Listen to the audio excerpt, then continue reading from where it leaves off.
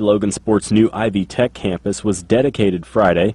Local lawmakers and leaders from Ivy Tech toured the new facility. Logansport Mayor Mike Fincher says several areas around Logansport were looked at before deciding on the current location along US 24. He says the new campus is a huge benefit to the community. This is a great opportunity for Logansport, Cass County, and surrounding communities to expand their education, to make their lives better, and this is just a great opportunity for everyone. With the opening of the new campus came a lot of fanfare, celebrations, and media attention. It opened with so much excitement and expectation of great things happening to this community that it made me wonder if so much ado happened over the opening of Logansport's first college.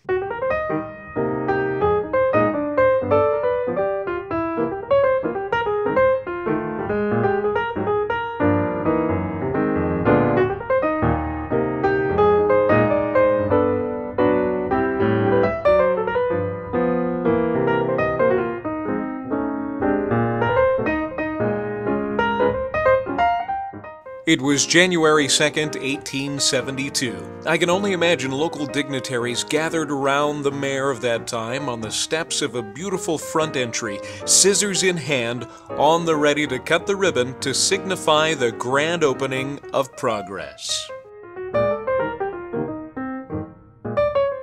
It got the name Smithson College because of a man named Joshua Smithson. He was a wealthy man from Vevey, Indiana. He was in the coal business. He left 2/3 of his estate to build a college. He wasn't the biggest investor, but he was the first investor. And then later on, his wife left her inheritance. She added that to what he had given. Her inheritance amounted to $7,000. Now, she stipulated that the college must be built in Logansport, Indiana, on a bluff overlooking the Wabash and Eel rivers. Now, the largest contributor was Elizabeth Pollard, which most people in the area are familiar with the Pollard name being associated with the college. Now, she contributed 10 acres of land for the college to be built on, plus $20,000. And she wanted the college to be similar to those that she had seen out east. And like those colleges, it was. The structure was so enormous that on Logansport maps of the time period, it had its own icon. The idea for the college started with an institution known as the Indiana State Convention of Universalists. Boasting 4 stories of brick and mortar, the college was a boarding school that actually housed its students. Heated by steam and lit by gas, the building had a boiler room, laundry room, faculty and department offices, study rooms, a lecture hall, 2 gymnasiums, library, cabinet and society rooms, dining room and kitchen, and a chapel that would comfortably seat 1,000 people. The place was it would have been beautiful. The doors were made of solid walnut. The floors were of Norway pine, although they were carpeted. The chapel, lecture room, and dining room were black walnut and ash, and the building was completed at a cost of $80,000. And talking 1872, when it was completed, that was quite a lot of money. Just down the hill from the building, a cement walkway led to a small fountain that was built for the purpose of a retreat area for students. Art classes were also conducted there.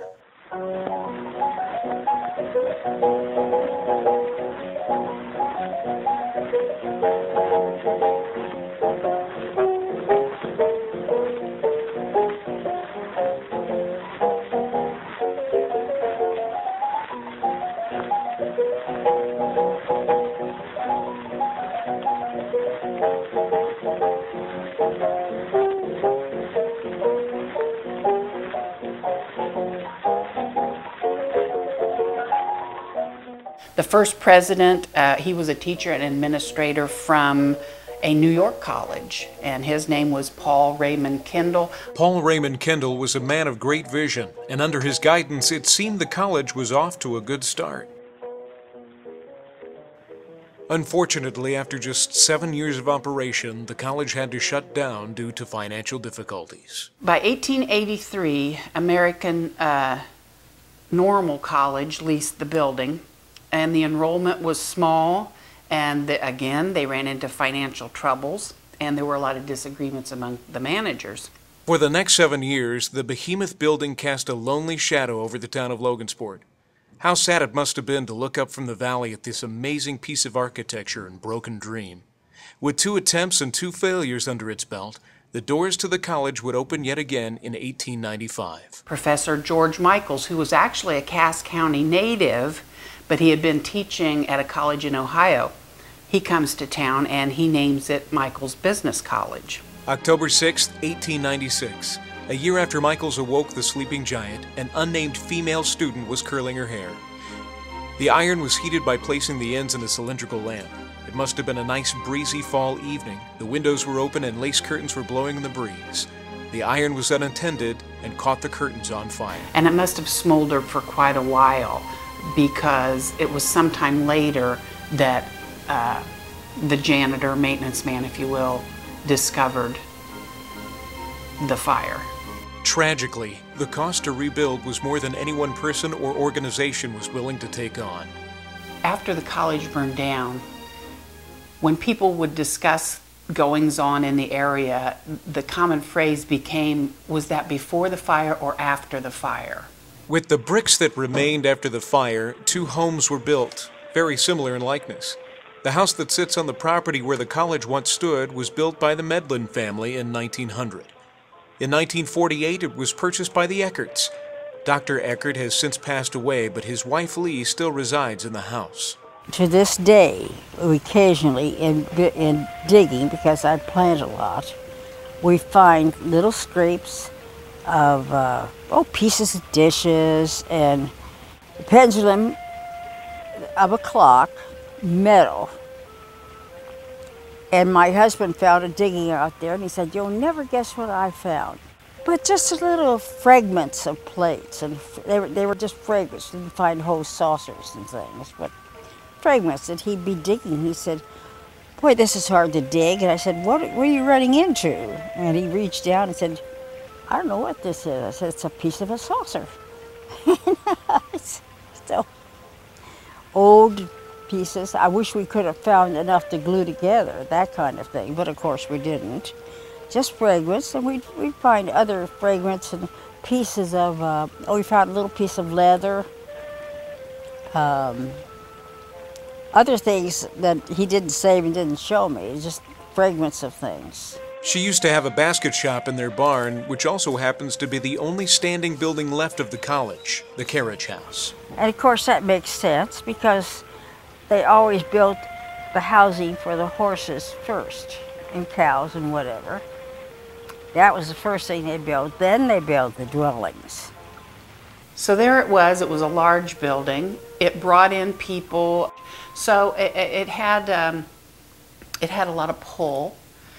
And when you consider the fact that it was only there for 25 years and only operated 18 years out of that 25 years, it had a huge, huge impact.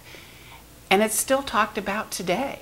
It's been gone all that time, and yet we still talk about Smithson College. We still try to imagine what it was like.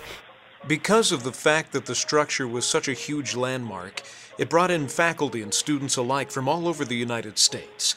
Documents show enrollment of students from California and Virginia, and professors from major institutions in Boston and New York that descended on Logansport, Indiana, because of the pull of Smithson College. Prominent Cass County residents came here for the college and contributed to the betterment of the community.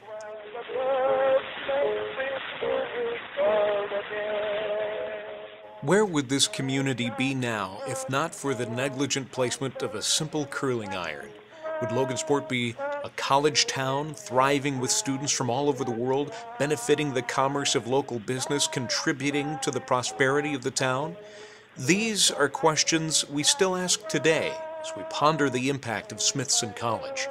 My hope is that such a former dynamic landmark and icon will not just disappear into the mist of out of sight, out of mind, but live on at the top of College Hill in the mind's eye of any Cass County resident that gazes up in that direction. Maybe this video will help. Louisville, Kentucky,